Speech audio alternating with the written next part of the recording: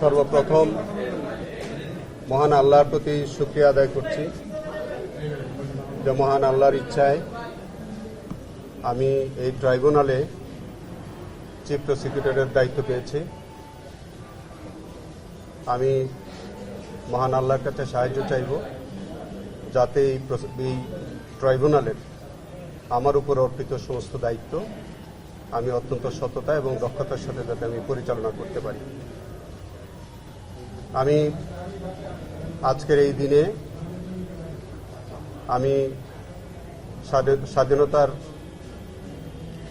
যে সকল শহীদরা আত্মত্যাগ করেছেন, যে সকল মা বোনদের ইজ্জতের বিনিময়ে আমরা স্বাধীনতা অর্জন করেছি, সকল বীর মুক্তিযোদ্ধা, সকল জাতীয় নেতৃবৃন্দ সবার প্রতি আমি গভীর শ্রদ্ধা প্রদর্শন করছি। আমি কৃতজ্ঞতা প্রকাশ করছি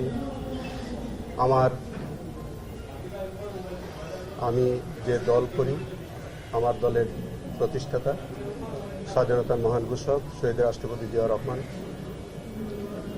আমার পরম শ্রদ্ধেয় নেত্রী দেশনেত্রী বেগম খালেদা জিয়া এবং আমার নেতা মাননীয় প্রধানমন্ত্রী জনাব তারেক রহমানের প্রতি আমি কৃতজ্ঞতা প্রকাশ করছি।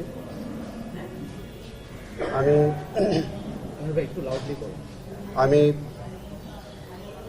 এই ট্রাইব্যুনালের দায়িত্বভার গ্রহণ করার পরে আমার কাছে মনে হয়েছে যে এটি অত্যন্ত গুরুত্বপূর্ণ একটি দায়িত্ব, যেখানে আমাদের জুলাই বিপ্লবের যে সকল শহীদগণ আত্মত্যাগ করেছেন, অঙ্গত্ব বরণ করেছেন, আমি মনে করি যে তাদের আকাঙ্ক্ষা অনুযায়ী যাতে এই ট্রাইব্যুনালে আমি আমার কর্তব্য পালন করতে পারি। নোভা এলইডি টিভি, ঝকঝকে ছবি, নিখুঁত শব্দ, 5 বছরের ওয়ারেন্টি। নোভা মানি সঠিক মান, নিশ্চিত সেবা। এই ট্রাইব্যুনালে যে সকল বিচার চলমান আছে এবং আগামী দিনে যে যেগুলো মামলা বিচারের জন্য আসবে, আমি সম্পূর্ণরূপে চেষ্টা করব যে আমাদের জুলাই শহীদদের আকাঙ্ক্ষার অনুযায়ী যাতে আমি ট্রাইব্যুনালে আমি আমার বিচার কার্যে আন্তরিক সহযোগিতা করতে পারি। আমি আমার প্রিডিসেসর যে চিফ প্রসিকিউটর জনাব তাজুল ইসলামের প্রতি, আমার বন্ধু, তার প্রতি আমি গভীর কৃতজ্ঞতা প্রকাশ করছি। তিনি আজকে আমাকে দায়িত্বভার অর্পণ করেছেন, এই জন্য তার প্রতি আমি কৃতজ্ঞতা প্রকাশ করি। আজকে আমি মনে করি যে এই ট্রাইব্যুনাল, এই বিচার ব্যবস্থা সম্পর্কে আর বেশি কিছু আমরা না বলি। যেহেতু আজকে আমি প্রথম আসলাম, আমি দায়িত্ব পেলাম, আমি এই ট্রাইব্যুনালের সমস্ত কার্যক্রম আমি দেখব। নিশ্চয়ই আপনাদের সাথে বারবার দেখা হবে, কথা হবে। এই ট্রাইব্যুনালের কার্যক্রম নিয়ে আপনাদের সাথে আমরা বারবার মুখোমুখি হব। আমি একটা কথা শুধু বলতে চাই, এই ট্রাইব্যুনালে যে সকল অপরাধীরা বিচারের সম্মুখীন, তাদের জন্য সুস্পষ্ট মেসেজ যে যারা কোনো অন্যায় করেনি তারা কোনো হয়রানির শিকার হবেন না, অন্তত প্রসিকিউশনের মাধ্যমে। কিন্তু যারা প্রকৃত অপরাধী, তাদের প্রতি প্রসিকিউশনের পক্ষ থেকে একটা ক্লিয়ার মেসেজ আমি দিতে চাই যে যারা অপরাধী তাদের প্রাপ্য সাজা তারা পেতে হবে। এটাই হচ্ছে আমার আজকের দিনে তো এই মেসেজ। এবং এই বিষয়ে আমার পূর্বতন প্রসিকিউশন টিম যেভাবে কাজ করেছে আমি একইভাবে কাজ করব এবং আমি আমার দক্ষতা এবং আমার মেধা, জ্ঞান সমস্ত কিছু প্রয়োগ করে আমি আরও দক্ষতার সাথে এই মামলাগুলো পরিচালনা করতে আমি সব চেষ্টা করব। আপনাদের সকলের সাহায্য চাই। আমি আমার দেশবাসীর দোয়া চাই। আজকের এই দিনে আমি আমার শ্রদ্ধেয় পিতামাতা, আমার স্ত্রী, আমি দেশবাসীর দোয়া চাই, আপনাদের সকলের দোয়া চাই, আমাদের মিডিয়া বন্ধুদের আন্তরিক সহযোগিতা আমি চাই। আপনারা সবসময় আমাকে সহযোগিতা করবেন।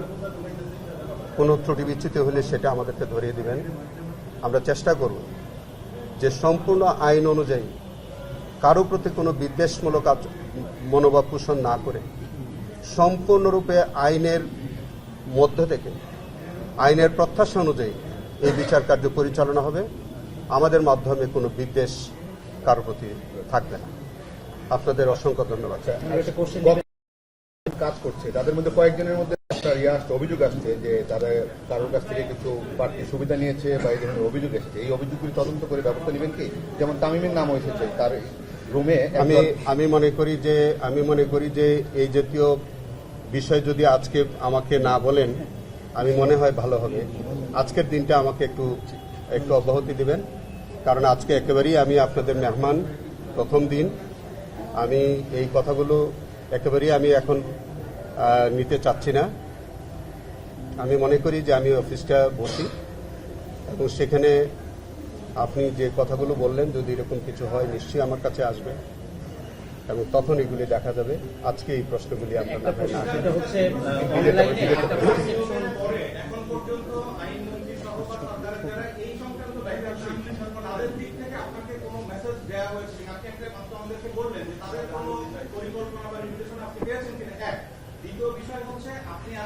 কিরকম নির্দেশনা এই পরিকল্পনা আমরা সামনে বিচারিক প্রক্রিয়া কিভাবে এগোবে আপনাকে দেওয়ার জন্য দ্বিতীয় হচ্ছে আপনি নতুন নিয়োগ পেলেও মোটামুটি তো দেখছেন যে কিভাবে বিচারিক প্রক্রিয়াগুলো এগিয়েছে।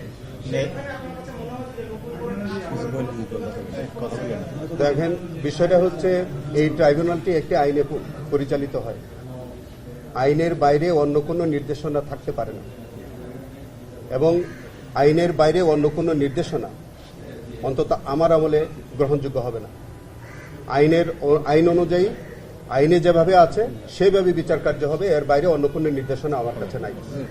বিভিন্ন অনলাইনে এক ধরনের পারসেপশন ক্রিয়েট করা হচ্ছে যে আপনি যেহেতু বিএনপি করেন সেখান থেকে দায়িত্ব নিয়েছেন, এর মাধ্যমে এই ট্রাইব্যুনালের বিচারের গতি কমে যাবে বা যারা আওয়ামী লীগ আসামি আছে তারা সুবিধা পাবে, এই ধরনের একটা পারসেপশন অনলাইনে বিভিন্ন না, এটা দেখেন, একটা দলীয় সরকার ক্ষমতায় আসছে দেশের গতি বাড়ানোর জন্য।